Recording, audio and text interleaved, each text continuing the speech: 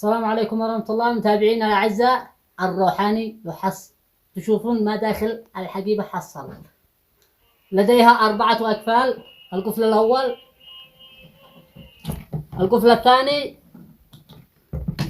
القفل الثالث، القفل الرابع،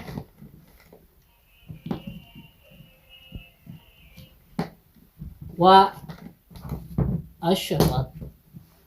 الروحاني سيحصل شيء ثمين. ماذا تتوقعون يحصل الروحاني داخل هذه الحقيبة؟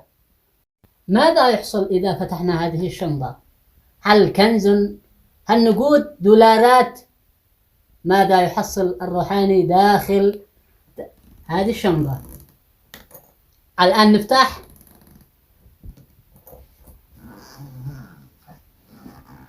إلى النهاية.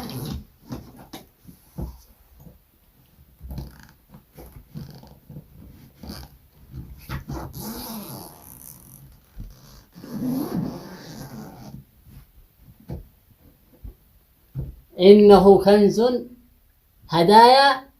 يا ترى تعلم ماذا داخلها؟ تشرعت داخل الحقيبة والله ما بحاجة، فاضية خالية.